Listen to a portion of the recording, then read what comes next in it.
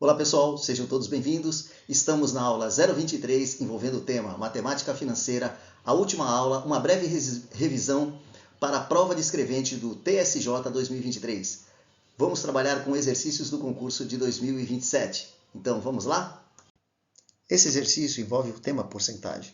Em um município sabe-se que 1 em cada 16 habitantes vive em área de risco. Então é correto afirmar que o número de habitantes que não vive em área de risco é justamente aquele número que completa 1. Então, se eu somar as duas frações, 1 sobre 16 mais 15 sobre 16, o resultado é 1. Então, uma maneira seria fazer 1 sobre 16 mais x é igual a 1 e achar que o x é 15 sobre 16. Ou entender que vocês têm o mesmo MMC, que é 16, 1 mais 15 dá 16, 16 sobre 16 dá 1. Então, seria só dividir 15 por 16, que dá 0,9375, multiplica por 100 para passar para a porcentagem, dá 93,75 e a resposta é a letra C. Interessante esse exercício, bem simples.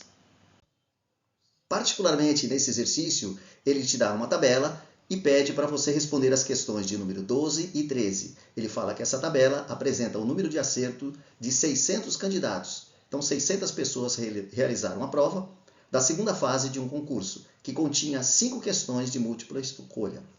E aí ele fala que 204 candidatos acertaram 5 questões, e vai baixando o número de candidatos até chegar em 24 questões, aliás, em 24 candidatos que não acertaram questão nenhuma.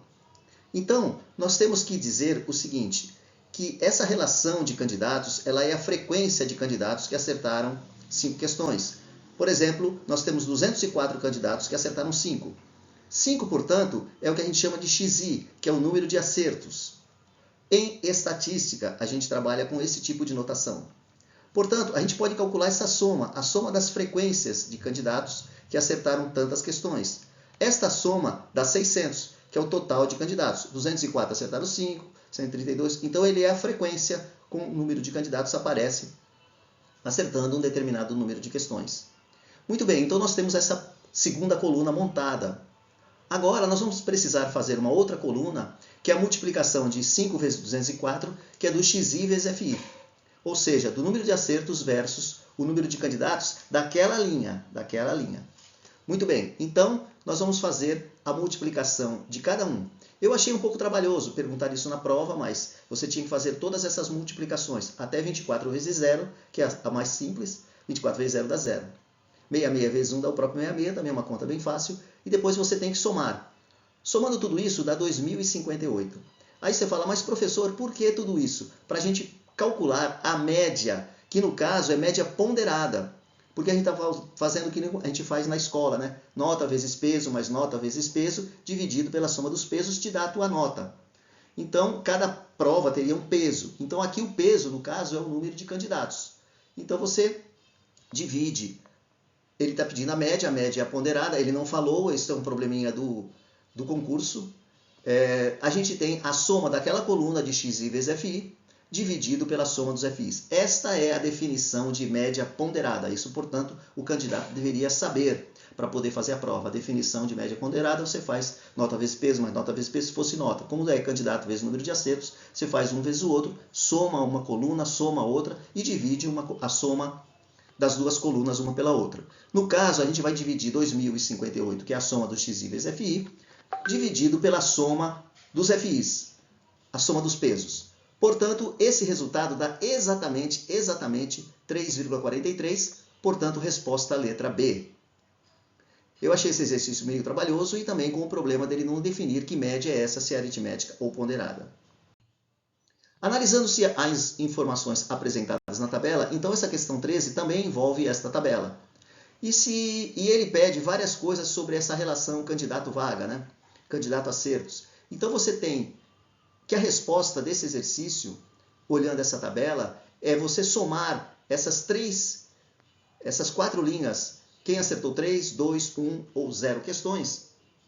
E aí você tem condições de saber que esta soma, ela dá 264. Então, nós temos que 264 candidatos acertaram no máximo 3 questões. 0, 1, 2, 3. Então a resposta é a letra D. 264 candidatos acertaram no máximo 3 questões. Essa também é uma questão simples, fácil, tudo bem, não tem problema nenhum com ela. Aqui é um problema de geometria plana, que envolve perímetro e área. A área de retângulo é lado vezes lado, e perímetro é a soma dos lados. Eu vou chamar um lado de x. E ele fala que você tem um terreno retangular em que a medida do menor, que eu estou chamando de x, está relacionada com a medida do maior. A medida do lado maior tem 1 metro a mais. E como é que eu faço para escrever que aquele lado maior, o lado do comprimento, tem 1 metro a mais que x? Eu digo que é x mais 1, onde 1 é 1 metro. Muito bem.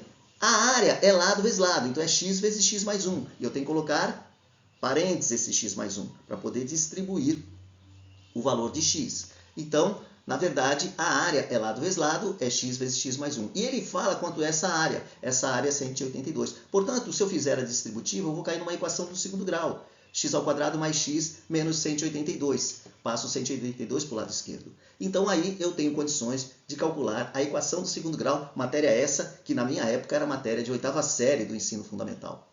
Muito bem. A igual a 1, que é o coeficiente do x quadrado, é 1 vezes x quadrado. B é igual a 1 também, que é o coeficiente do x. E o C é o número que está ali independente de x, portanto é menos 182. Você calcula o delta, B2 menos 4AC, joga os números lá, faz a continha, acha o delta 729 e dá para calcular a raiz quadrada de delta. É 27. 27 vezes 27 dá 729. Você teria que decompor em fatores primos. Dá por 3, e vai indo, dá por 3, dá por 3, e aí você descobriria que dá 3 elevado, né? Que dá 27. Muito bem, a raiz quadrada daria 27. Muito bem, agora a gente vai calcular que o x é menos b mais ou menos raiz quadrada de delta. Nós temos duas raízes numa equação do segundo grau. Porém, uma delas não vale, porque menos b menos raiz de delta vai dar um número negativo. E você não pode ter um x, um tamanho de lado negativo. Você tem que ter um tamanho de lado positivo, que é uma distância em metros, né? Então, a gente tem que considerar apenas o x duas linhas ou o x', não interessa essa notação, mas que seja um sinal positivo. Então, a raiz quadrada de delta não pode ter um sinal negativo, porque senão você vai ter lado negativo. Menos com menos dá menos na soma, né? Perdi tanto e perdi tanto.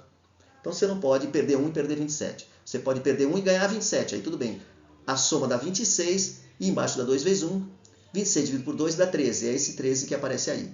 E agora eu acho o que ele está pedindo. Falta finalmente acabar o exercício, que perímetro é a soma dos lados. Eu tenho dois lados medindo x, então eu tenho 2 vezes x. E tenho dois lados medindo x mais 1. Portanto, o x mais 1 é 13 mais 1, que dá 14. Então, eu tenho 2 vezes 13 mais 2 vezes 14, que dá 26 mais 28. Portanto, a resposta é 56. Resposta letra C. Muito bem, muito simples esse exercício. Muito simples. Agora, você tem o exercício 15, que é uma determinada região. Para cada 90 pessoas que contraíram uma doença, 8 sobreviveram. Então, eu tenho uma relação entre pessoas que adquiriram a doença, mas não morreram, e pessoas que adquiriram a doença e morreram. Então, a gente pede, se você tem 4.000 mortes, né, numa relação de 8 para 4.000, se fosse, qual seria, na verdade, o número total de pessoas que contrairiam essa doença? Então, a gente tem a seguinte questão. Você tem 90 pessoas contraíram a doença e sobreviveram, não morreram.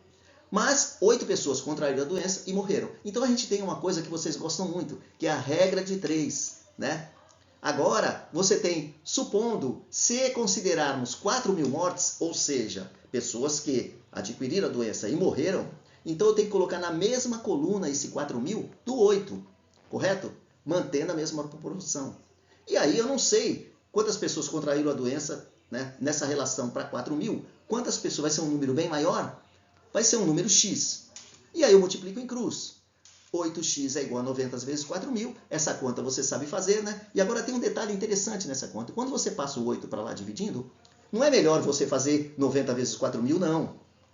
Você passa primeiro o 8 dividindo, e aí passa ele dividindo o 4.000. 4.000 dividido por 8 dá quanto? 500. E aí você só faz 500 vezes 90. E é muito mais fácil essa conta. Mas você pode fazer do seu jeito. Isso vai dar quanto? 45.000. Mas 45.000 não é resposta. São as pessoas que contraíram a doença e sobreviveram. Um total de 45.000 quando se contagiam e morrem 4.000. Então sobreviveram 45 mil, morreram, você tem que somar mais aquelas que morreram, mais o teu X, 4 mil. E aí sim, você tem o total de pessoas que ele está pedindo, que contrariam a doença. Seja morreram ou não morreram, você está incluindo todo mundo que sobreviveram e que morreram. Quanto que dá 45 mais 4 mil? Você soma, dá 49 mil, portanto a resposta é a letra E.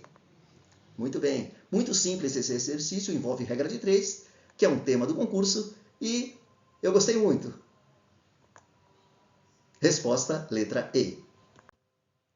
Bom, pessoal, eu gostaria de finalizar que eu fiz vários e vários vídeos envolvendo todo o tema do edital, exercícios de concursos diversos, de concursos variados de anos anteriores, e eu espero realmente que você tenha uma boa prova tanto de matemática quanto de raciocínio lógico. Que você tenha sucesso nesta prova.